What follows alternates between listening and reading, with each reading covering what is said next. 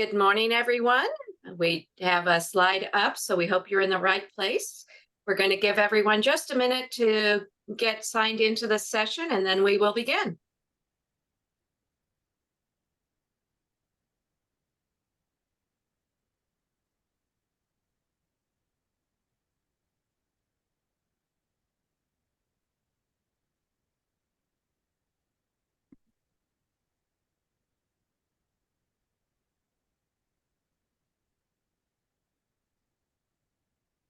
Good morning, everyone. We're glad to see so many of you joining us today. Welcome to today's webinar, Moving Cybersecurity from Unfunded Mandate to Strategic Advantage. I'm Deb Kidwell. I'm the Director of the Technology Initiatives for the Midwestern Higher Education Compact, and I will be your host/facilitator today. Before we begin, a few housekeeping items. This presentation is being recorded.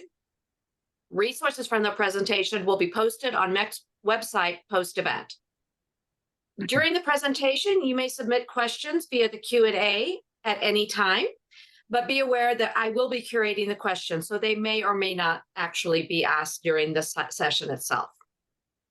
Finally, we would appreciate it if you would take a few minutes to complete our post-event survey.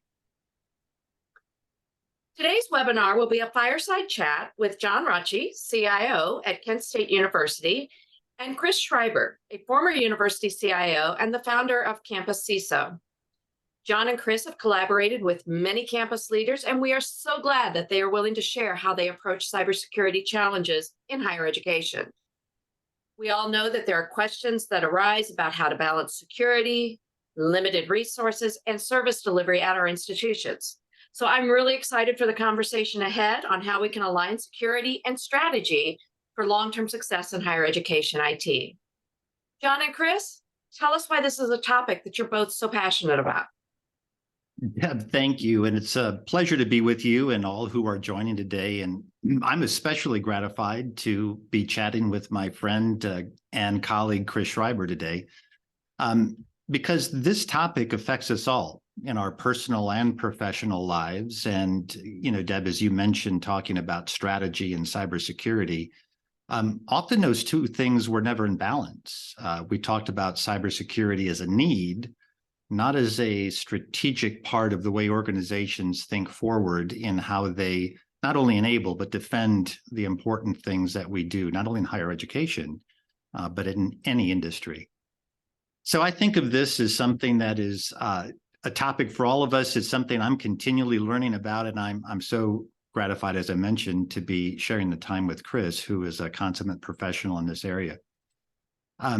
So Chris, let me kind of kick it over to you and just kind of start saying, why don't you tell us a little bit about what you're doing and the escalation of risks that higher education is facing today as it relates to cyber criminals? Sure. Thanks, John. And great to be working with you on this presentation with MEC today. Kind of hard to believe that we go back almost 30 years to Central Michigan University. So what I'm doing today is really working with campus leaders to come up with simplified and pragmatic approaches to cybersecurity. I think a lot of times it becomes a very complex topic. And what I try to do is help people cut through a lot of the noise coming from vendors, as well as you might be getting notices from the FBI or Secret Service or other agencies about threats that your institutions could be facing. And so what I try to do is take a step back and help you think about what are the actionable things that you can do to address cybersecurity challenges within a higher education setting.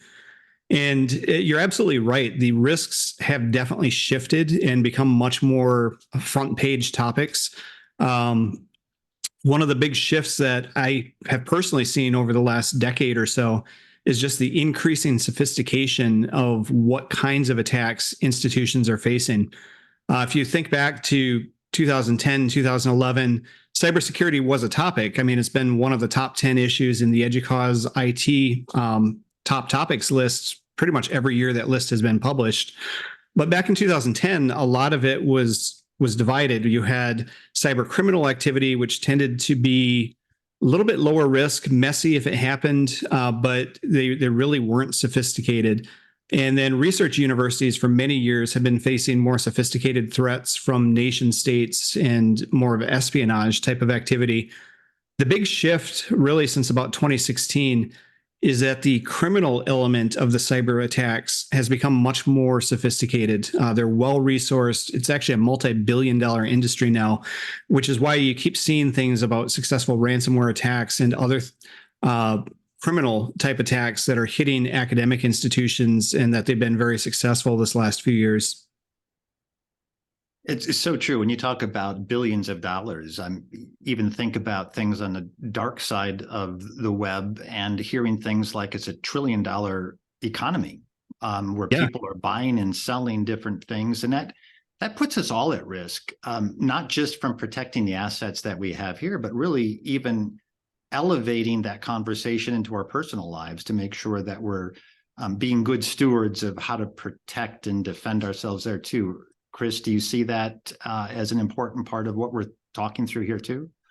I think they're becoming more and more intertwined, especially if you think back 20 years ago, we had work email accounts that we might only access when we were sitting at our desk.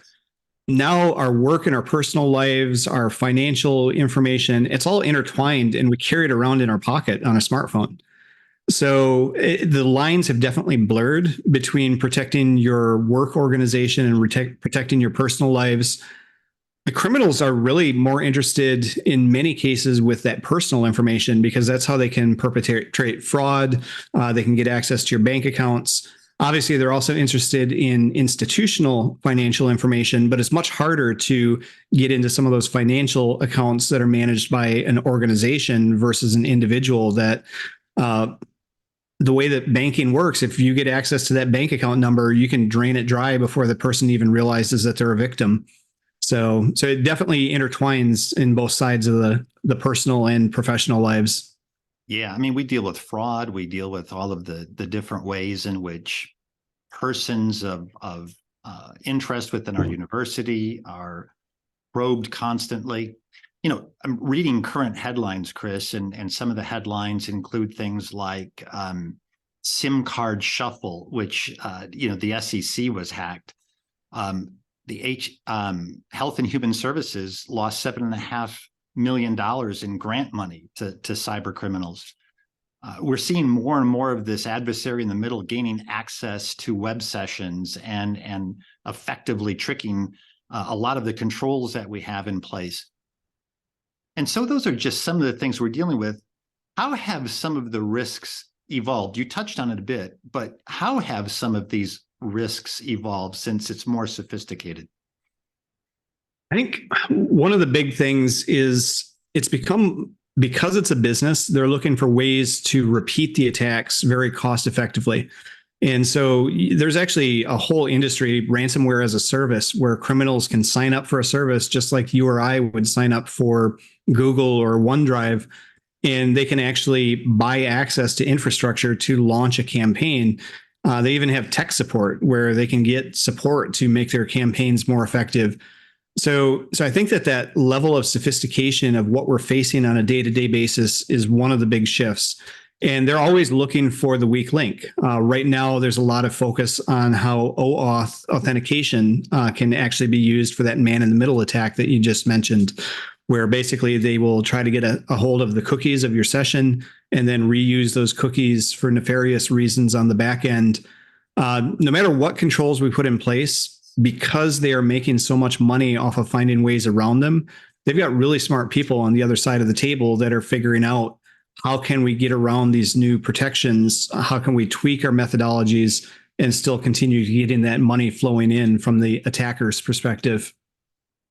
You know, I'd like to think of this as a horse race where somehow the good horse wins, but it seems like, whenever we feel like we've caught up with controls or policies or approaches, that it's a continually evolving way in which these attacks are coming at us. So when you think about this evolving threat landscape and the risks that our institutions are facing more so, how can we be proactive rather than reacting? So I think one of the things is engaging at higher levels of leadership. For many years, security was kind of viewed as a lower level technical task where it would get pushed down to the security team, or if you go back a decade earlier, it might just be the network person, where you might have one or two people that were kind of the sole responsible individual. So I think step one is you have to elevate it to an executive level conversation where I know you personally talk with your peers, you talk with your president, the board. It really needs to live at that level as a strategic imperative, because otherwise you're never going to get traction to move from a reactive to a proactive stance. The other big thing is you can't stop everything. So you need to build your strategy around that realization. So what I always talk to people about is the concept of cyber resiliency, which unfortunately has become a little bit of a buzzword right now with security vendors as well. But when I talk about resiliency, I picture it as kind of a three-legged stool. So your first leg, you want to prevent everything you can within your budget and cultural constraints. So you're never going to be able to put the same security in place in a higher education institution that the Pentagon would put in place. It just would never work because of the cultural differences.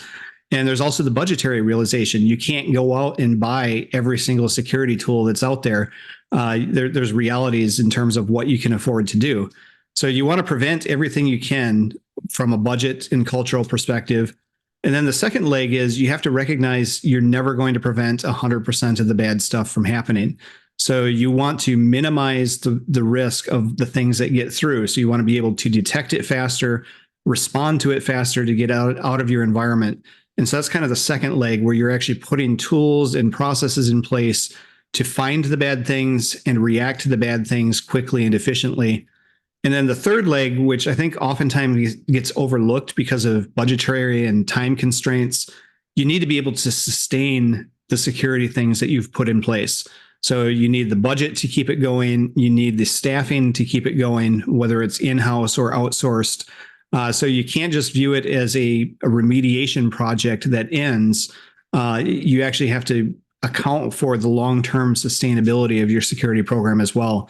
It's really the combination of those three things that what I personally consider to be cyber resiliency.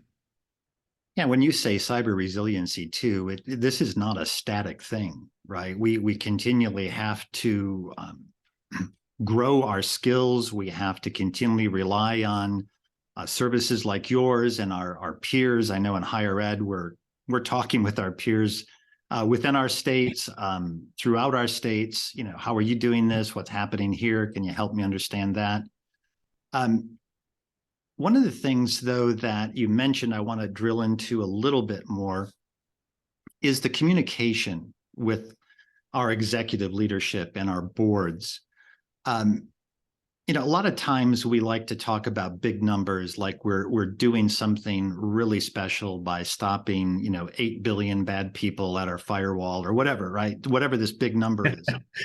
I think that defeats things in two ways. One, it makes it maybe seem like we're doing better than we really are, but it's not really talking about where the risks are that we really have to pay attention to. Can you comment on that a little bit, Chris? Yeah, I can. And you actually hit on a topic that is one of my personal pet peeves. So a lot of times you'll read a report that says we stopped 100 billion attacks a day. Well, what you're actually reporting on is how often your infrastructure did what it was designed to do. So if you're counting every time your firewall had a network connection and stopped a bad thing, it's really not a relevant metric, especially when you start talking to the board or other executives. The analogy I like to use is it's like getting a home inspection report, and the report tells you how many raindrops the roof stopped. You as a homeowner don't care. It's an irrelevant metric. Yes, it's a factual piece of data that's easy to produce because you have lots of logs to produce it. But you really want to know, is there a leak? If there is, how bad is it? What's it going to cost to repair the damage? How do I stop a leak from happening again? And so when we think about how we report on our cybersecurity risk, we really need to take a step back and think about, are these metrics even relevant, especially when I'm talking to an executive or a board member, and making sure that the metrics that we're using are actually talking about the effectiveness of the security program rather than how much rain we got.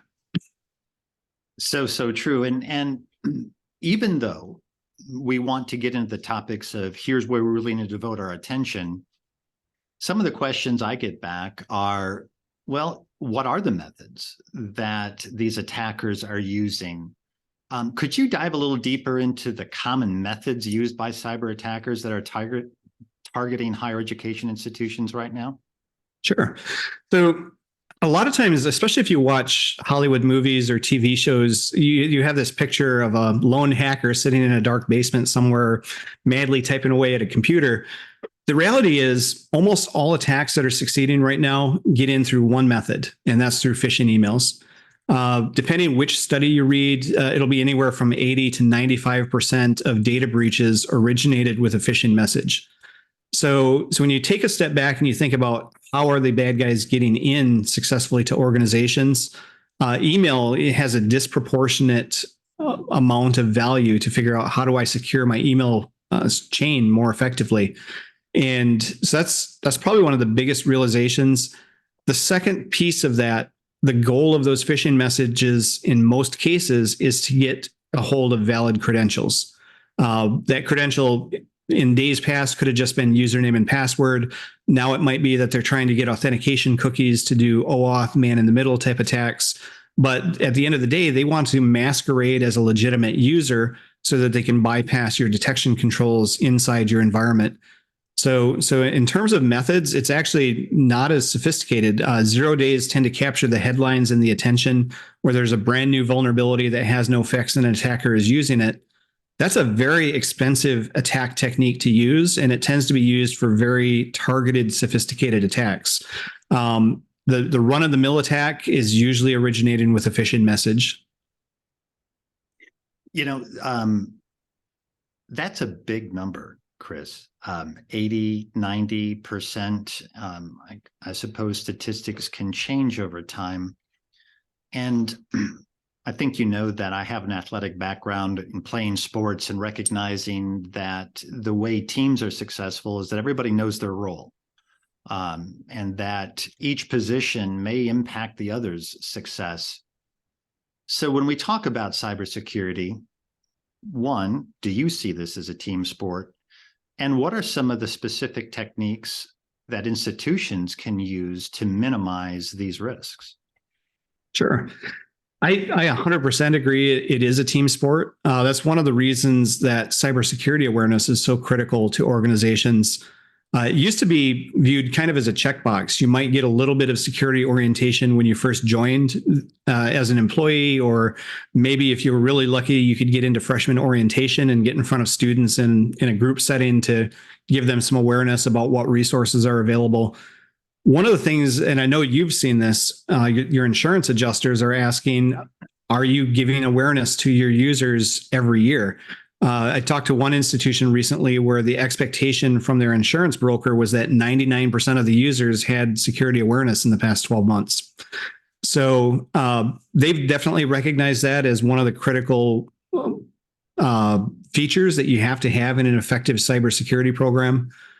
In terms of technical things that you can do to reduce risk. So I want to emphasize that, yes, training users is important, but there's also things that you can do as a technology leader to make it less likely for the user to do a bad thing.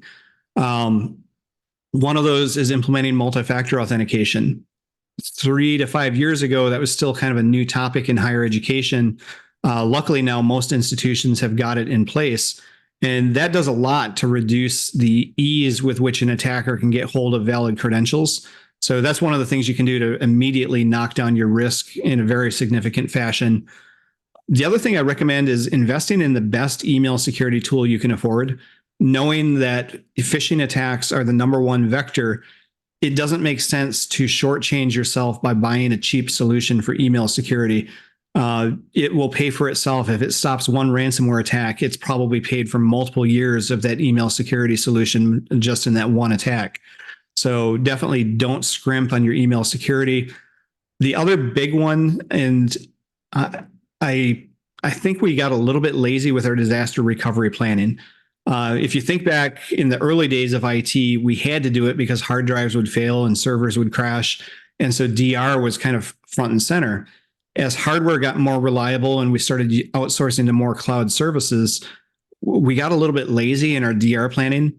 But if you think about what you have to do if you're attacked with a ransomware attack, the easiest way to recover from that is to know that you have high quality backups that you can use to just restore what was corrupted.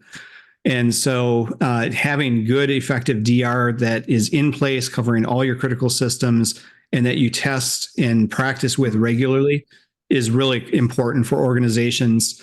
I know a lot of schools that I've talked to in this past year have taken a step back and started reevaluating their current DR plans and looking at new investments in that regard. Chris, thank you. I'm going to pause for a second and just remind any of those who are participants that if you do have a question, you'd like to hear something more specific in a given area, please go ahead and put that into Q&A. Chris, in that last little dialogue we had, there were three things I noted I want to come back to and talk a little bit more about. There's a difference between awareness and assessment that somebody actually has some form of literacy and developing good cyber judgment. And I think that's an area we need to take a stronger look at as leaders in not just saying we checked a box and we've done our thing in October. How do we, Chris, from your perspective, how do we validate that we're making a difference with the awareness campaign, if I can put that in air quotes? I think there's a couple layers in terms of validation. So for the end user perspective, there are definitely tools out there now. A lot of times they're packaged by your security awareness vendors to do things like phishing simulations, where you'll send phishing messages and record who clicks on it, who interacts with it, who reports it.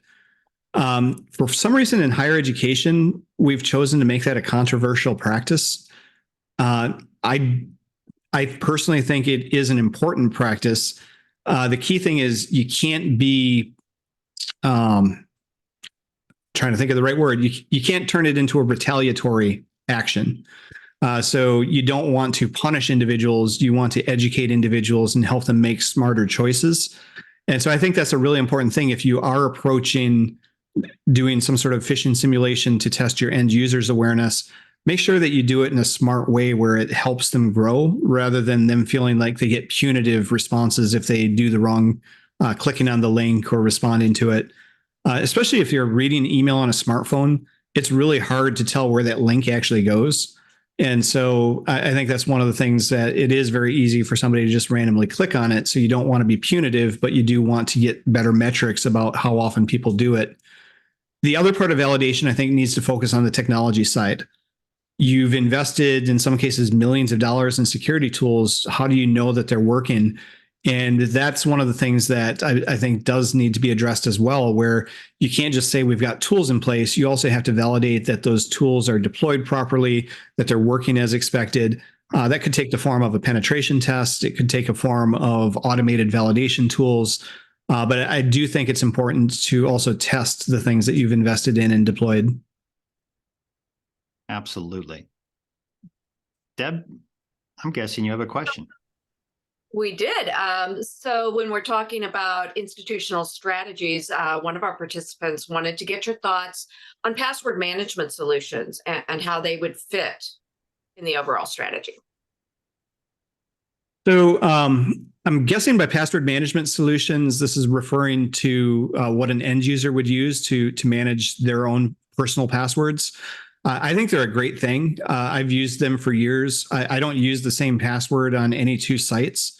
In fact, in a lot of cases, I don't even know what my password is. I let it generate a random strong alphanumeric password. It goes into the vault logs me in. I think that is a really good hygiene practice. And when you think about how you manage your IT operations, you can extend that to privileged access management tools where your administrators no longer know what the admin credentials are. They actually have to check out admin access for the limited time window that they're doing admin activities. And then a lot of those tools will even reset the admin password after it's been used. So it's all designed to minimize the exposure of an individual username and password so that if the bad guy does get a username and password, it's a very limited time window that they can exploit it. True. And I think these are things that are really good principles for us to understand, that passwords need to be thought of with some intention. And I'm going to give you a little story, and I know we've got maybe one or two questions coming in about the whole awareness and why I kind of pushed on that and probed on that a bit. I won't mention where I was, and I won't mention who, but I had gone through an awareness presentation with a group of executives. And within the week, I get a call from one of them saying, "Hey, I just clicked on this link. Was that okay?" So I heightened the awareness to contact me, but I didn't somehow indicate that before you click the link, let's go at it. So we just need to be able to create cyber judgment so that people, not only in our professional realms, but in personal as well, for the good of our society, begin to really sense, hey, that doesn't look right. It probably isn't. I wonder if I can contact a friend or somebody to help validate. Deb? So we have a question that came in on the Q&A, and just a quick reminder, if questions to the Q&A, please. I'm trying to monitor chat as well, but somebody says that they're getting pressure from auditors to put teeth in their phishing campaigns and training. And the auditors are actually wanting to see penalties, including an up to termination of staff. Any opinions? Well, I'll take a initial at that, and Chris, any of your experiences, because you've had the pleasure on both sides of the aisle, so to speak.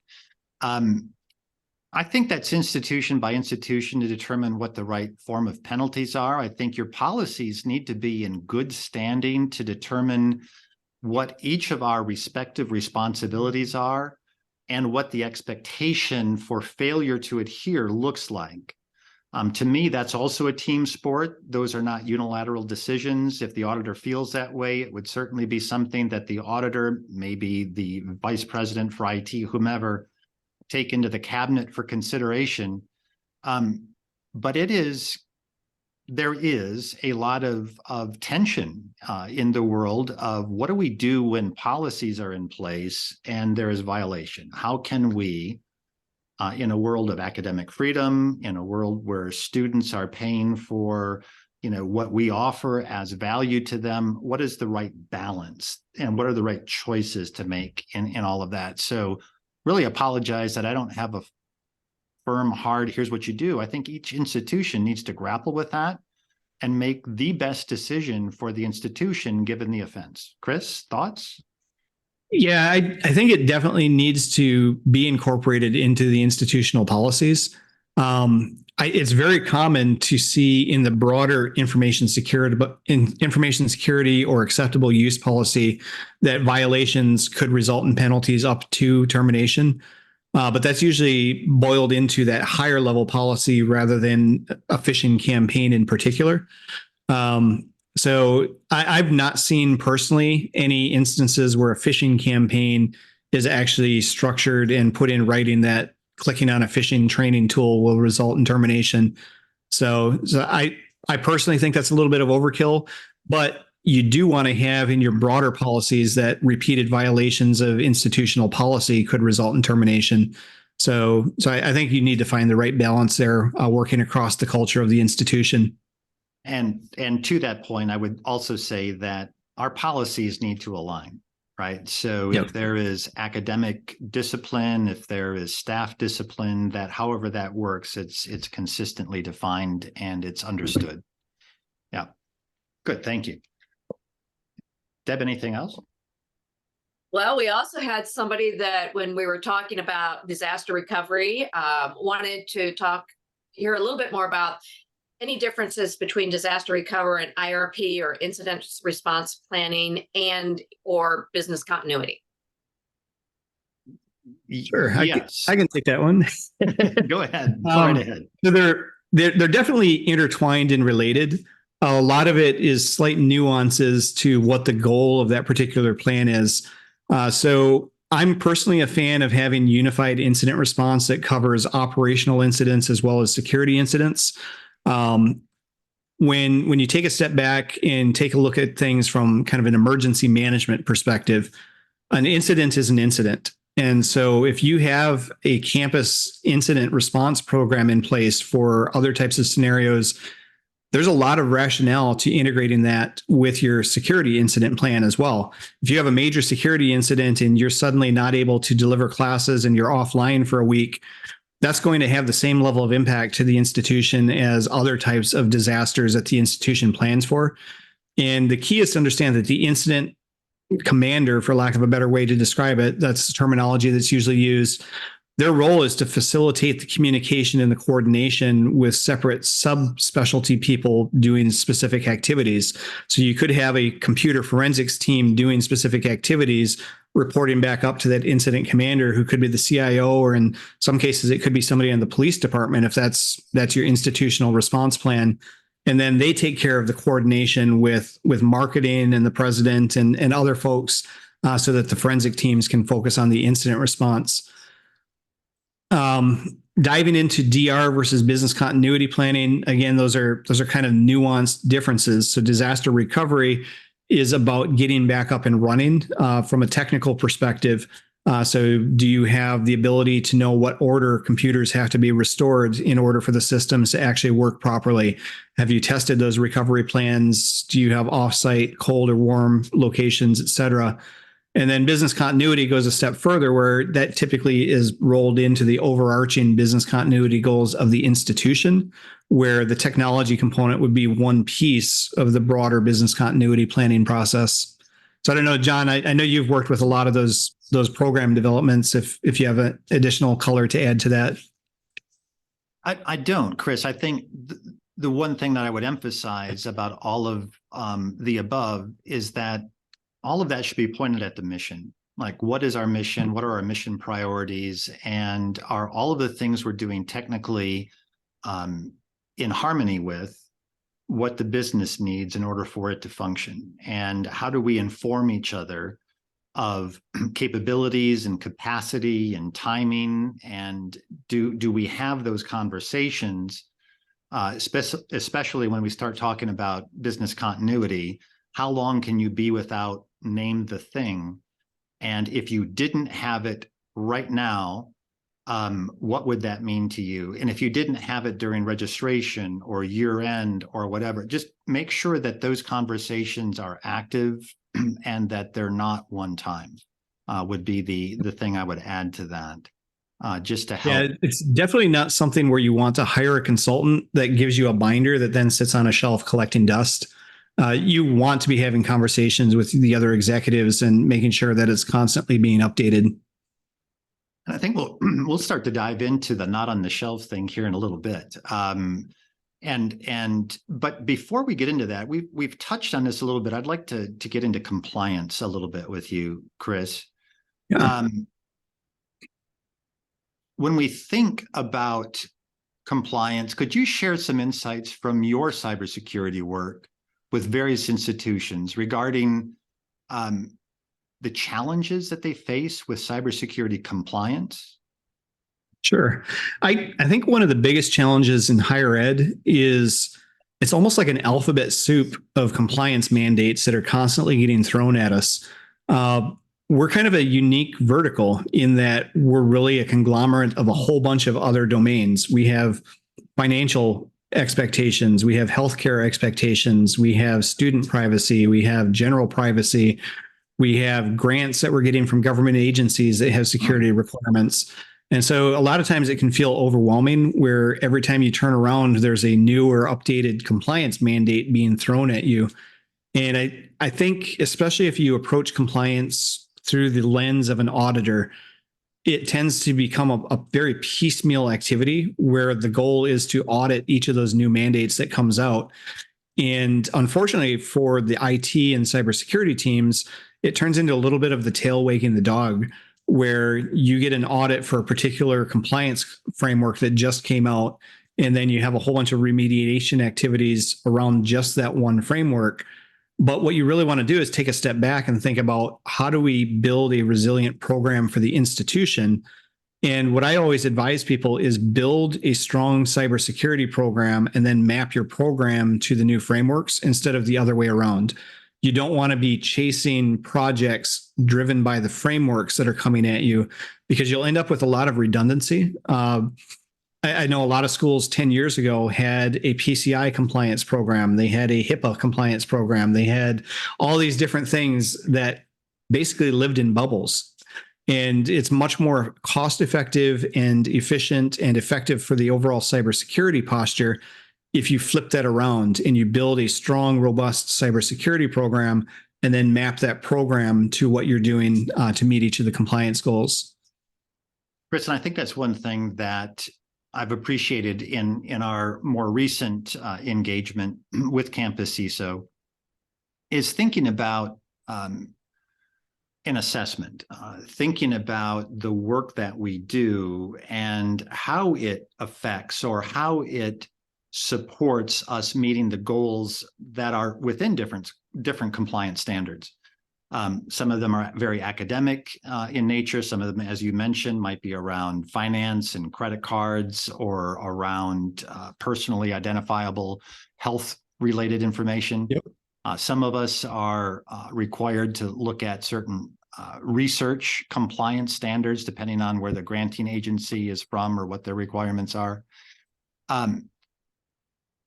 And before we get into specifically how our work together has really helped us be better informed in all of those regards, one of the things we really haven't talked about yet in depth is the idea of data. We mentioned data breach. But data protection asserts that we have a couple of things in place, at least to me. One is that we have some form of governance, understanding our institutional data, how it's being used. It also asserts that we can define the data consistently and classify it, so that depending on which classification these data elements may find themselves in, we're able to protect it. Can you talk a bit about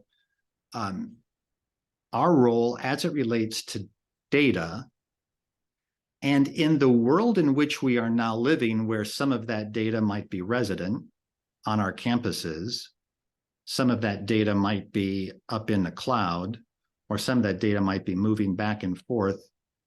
Let's have a conversation around that for a little bit, and how we can better protect ourselves or better be aware of how to protect ourselves. Yeah, I think you hit on a key point. If we think back 20 years ago, IT tended to be very server centric. So you would think about systems in terms of what servers lived where. But today, every organization has some sort of a hybrid on-prem and cloud posture now. And so it's really more about the data that you're managing. Who owns that data? Does it belong to the student or the parent who's applying for financial aid? Does it owned by the institution? Is it owned by the granting agency that's sponsoring your research? And then what are the expectations to protect it? And so that really has to be the core of how you approach data classification, is understanding those nuances about that element of information. And it's also important to think about it in all forms. So data can exist on paper, it can exist on a cloud-based system, it can exist on a thumb drive. So the key thing is understanding the information that you're obligated to protect. Who owns it? What are the expectations for protecting that data?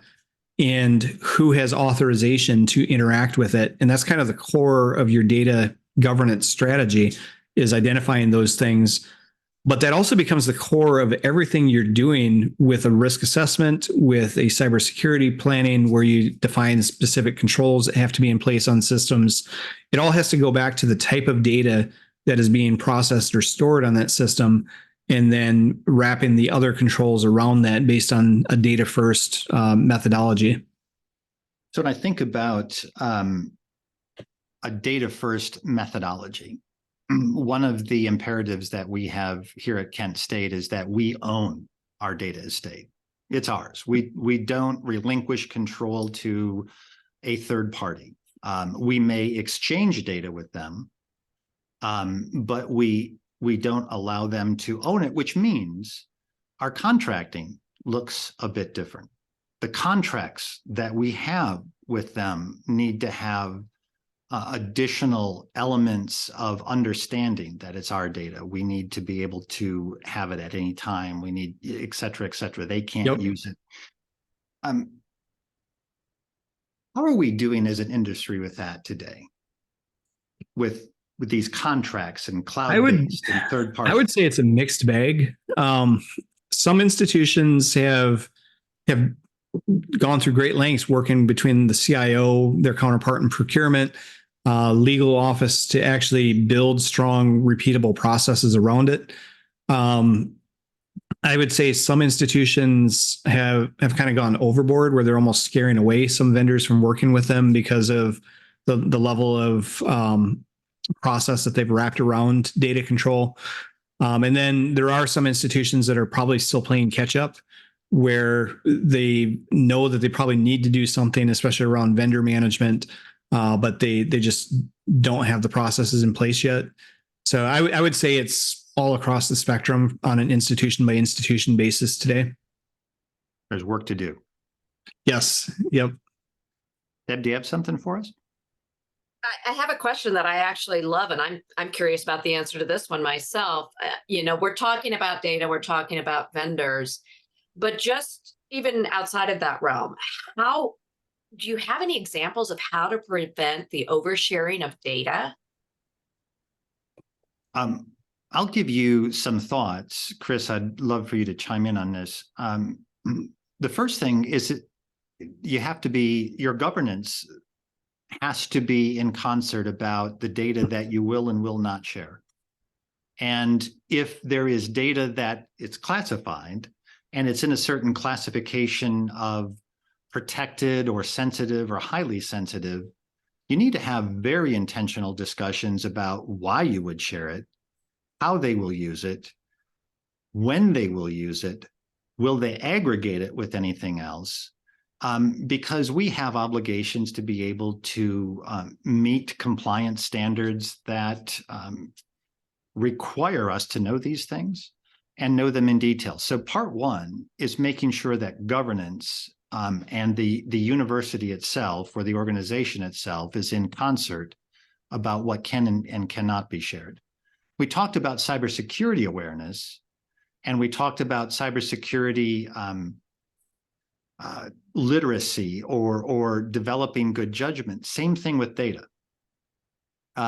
We certainly need to have an awareness within our institution about the value of that data, the legal requirements around that data, and then we can layer controls over top of it. Data loss protection, for instance, is one of those ways in which we can do those things. And so think about what your plan might look like to help develop that maturity within your organization to help support sharing the right data for the right reasons and not just, Chris, I hate to say this, but back in the day, some system administrators would just like, here's an admin password, just use this to get in. Let me download the student information system for you. Least privilege, right? We want to think about least privilege approach, those same principles. Chris, I'd love to hear your thoughts or any counters to that. No, I think that's exactly right. You need the policies in place, defining expectations. You definitely need separate or refined user awareness training.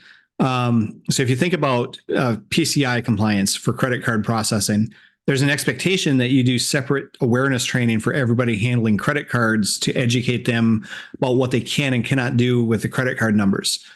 Similar with healthcare data, if you have HIPAA environments, you're expected to educate the people about HIPAA protocols and what's authorized and unauthorized access. So I think it does need to be that layered approach of policy, training, and then the technical tools are kind of the last resort, but you can never rely purely on technology to fix behavioral problems. You need to educate people about what their obligations are You need to put technical controls in within whatever boundaries you can from some of its capability perspective. These tools are not perfect, so you need to recognize that. But then you also need to have the follow-up. If somebody does willingly and intentionally break those policies, you do need to have those follow-up conversations with human resources and others across the campus. So true. Let's start moving into this idea of how do we take what we're doing and make it a living document. I just read a book, and one of the phrases in there was expect what you inspect. I think about assessment. And I think about the importance and the value of assessment, whether you do an internal assessment, have external eyes looking at your controls, or whether or not you have a group or a service like yours, Chris, to help us think about our capabilities and our capacity and looking at how we implement and whether or not those map into improving our cybersecurity posture. Could you talk a little bit about strategies that help us strengthen our approach to mitigating risk by having these assessments and supporting the work that we do? Sure. So I think assessment is kind of a broad overarching label. And as you and I have talked about several times, there's different types of assessments with different purposes. So a lot of times when you have auditors come in, they're going to be assessing very particular things from a compliance perspective, where they want to know, are you doing X, Y, and Z like this regulation expects us to? And those are valuable, but going back to our earlier conversation, it can also lead to kind of a tail wagging the dog scenario, where you will overinvest in fixing one thing because of an audit finding, while you have other broader systemic gaps that would probably be better off for the institution as a whole to address those first. So I think one of the important things is realizing that this is a very, very dynamic topic. Cybersecurity threats are constantly evolving. The risks are constantly evolving. So you can't rely on one report that you might have written a year or two ago and then say, here's our security plan. It really does need to be a dynamic, living thing. And that's one of the things that I have tried to solve from the perspective of your capabilities. So what technologies are you investing in and how do you prioritize that? But there's also the technical assessment. Are the things that you've deployed working correctly? You can use penetration testing services, where an external auditor will basically launch fake attacks at your infrastructure and try to get through and then give you reports about weaknesses that they found. There's a whole new class of tool called breach and attack simulation, where they automate a lot of that to continually test your controls and make sure they're working as expected. But you really need that whole combination, where you might be looking at, are our policies adequate, where you have somebody that comes in just purely through the lens of reviewing your policies and helping you update them. You might have looking at your technical capabilities and then testing the capabilities that you deployed. And you really need all three layers working in coordination and recognizing that as soon as that report is finished, it's already out of date. So you do need to think of it more as a living tool and a living document. And Deb, I think you're going to ask a question here shortly, but I kind of want to follow up on this a little bit. And one of the things, Chris, that you've helped us think through and helped us grow with is, what are our capabilities and our capacity in two senses, right? You've talked about kind of the organization and what our organizational profile looks like, but then it's our technical side, our technical assessment. And there's couple of things there. One, what are the tools that we have that help defend and protect the organization? And then what is our skill level as it relates to the deployment or the implementation of those things? And the results of all of that work are very dynamic in the way we work together and the approach that you have. And it's actually what I present to our board. It shows a living document in terms of where we stand, how we've improved, where we're improving. And we know that the threshold is never the same. In other words, if the risk factor is a 5, I'm just using fake numbers, next year doesn't mean that it's still a 5, it might be a 6 next year. And we need to continually reassess where we're at how, like, what went through your mind as you were thinking about helping higher education to kind of bring this into focus and to bring this forward? Because one of our questions is around developing a risk assessment strategy and like tools or resources. I think there's probably a lot. I want to talk about a risk strategy in just a moment, but you've helped us think differently about that approach. Yeah. So, and you probably remember even back when we were working at Central Michigan, I've always been a believer in the 80-20 principle, the idea that you're getting 80% of your value from 20% of the work. Unfortunately, especially when we start talking about assessments, institutions tend to flip that around, where they spend 80% of their time doing things that contribute to 20% of the value. And that's just one of the unfortunate side effects of viewing assessments as an audit practice, where it becomes a very labor-intensive process. And at the end of the day, you probably would have been better off investing those hours into improving how you're using your tools.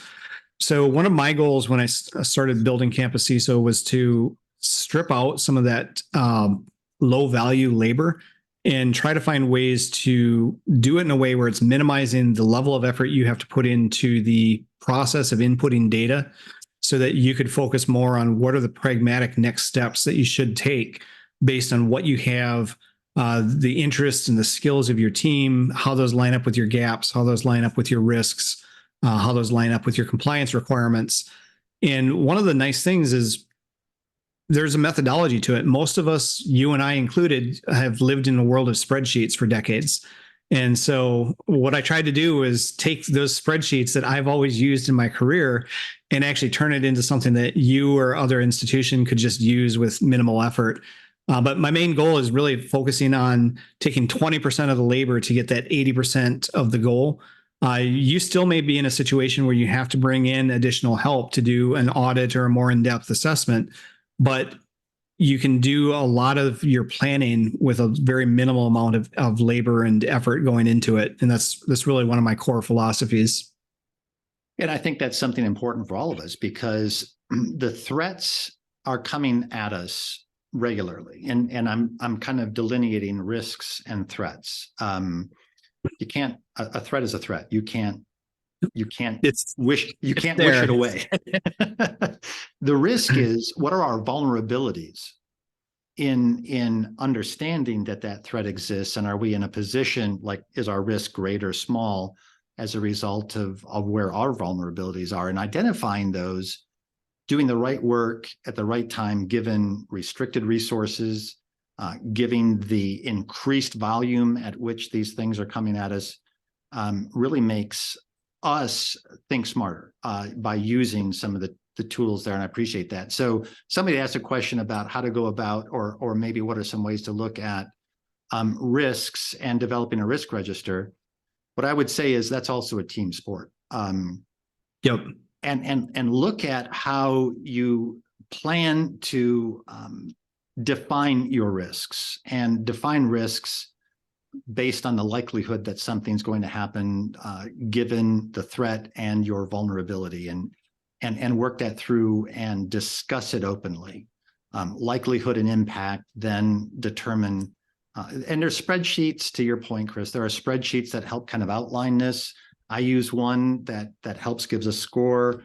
I work with our auditors, I work with our risk department, and I work with business offices to help define what we call our risk register from a technical perspective.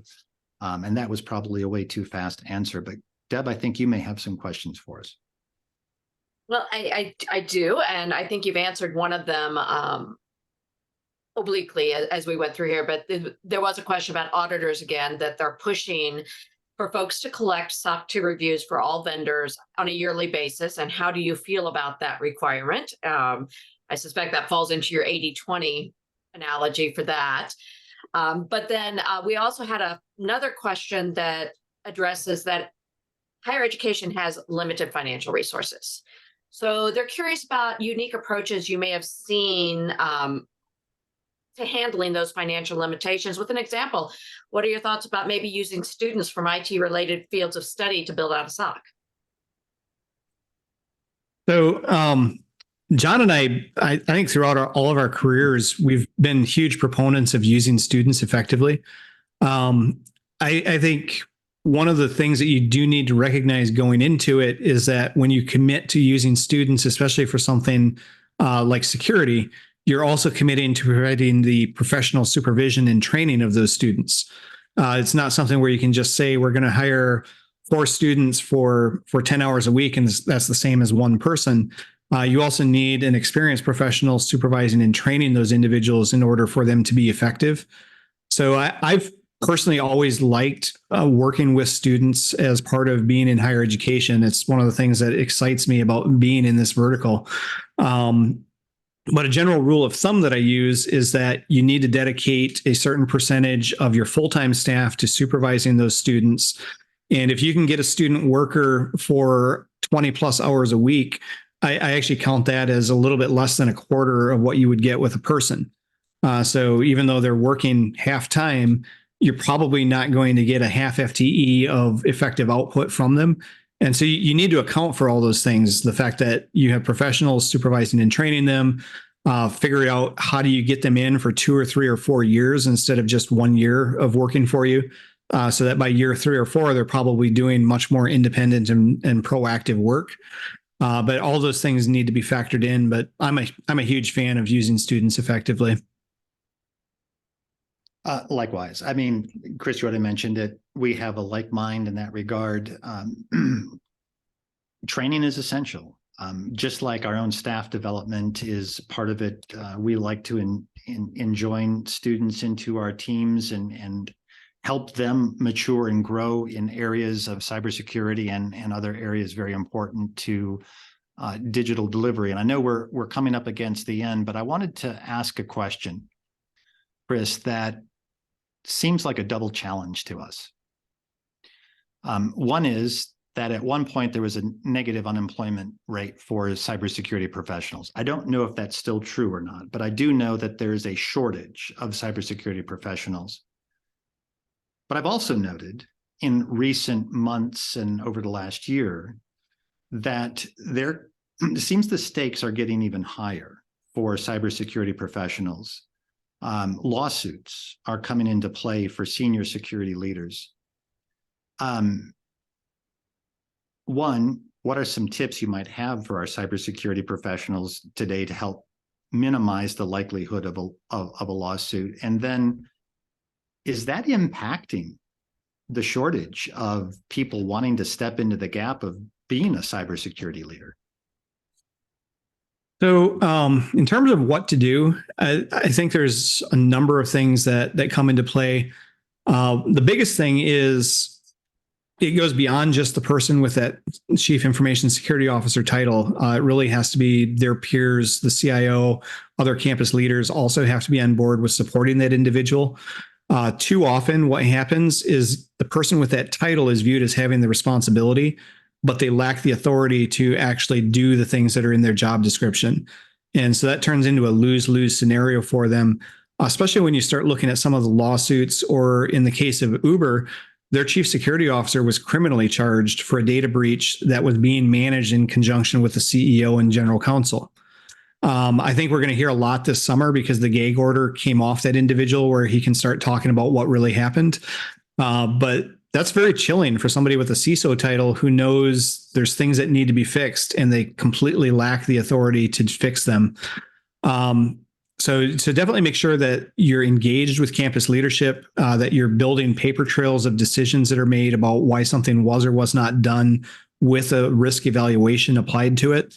Compliance is definitely becoming a bigger risk as well. A lot of our grant and research contracts that we're getting are actually coming with language embedded in those contracts that you have to do certain security controls.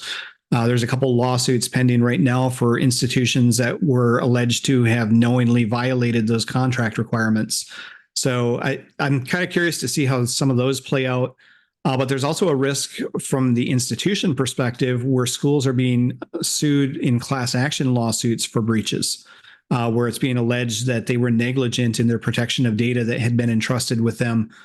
So far, there's been a couple that have been settled out of court, and the details are a little bit murky. There's several other ones that are still working their way through the court system that I'm kind of watching right now. So it definitely is a chilling feel to be in a CISO role if you know that you're not able to do what's expected of you. Where I think that conversation really needs to extend to the CIOs, the CFOs, provosts, even the presidents of institutions to figure out how do we support the cybersecurity initiatives institutionally. Thank you. Deb, let me turn it over to you for the remaining 32 seconds. You knew exactly why I popped on. So thank you, Chris and John, for the conversation. That was fantastic. And thank you to everyone that stayed with us and was asking all these wonderful questions. I apologize to those that we might not have gotten to. We did our best, and I hope we got to most of them. But if you do have any other questions, feel free to send an email to me. I'm going to drop my email in the chat. And with that, have a wonderful rest of your afternoon. And Mary will shoot me if I don't say, please remember to complete our survey if you have a moment. Thank you so much. Our pleasure. Thanks Thank you. Us.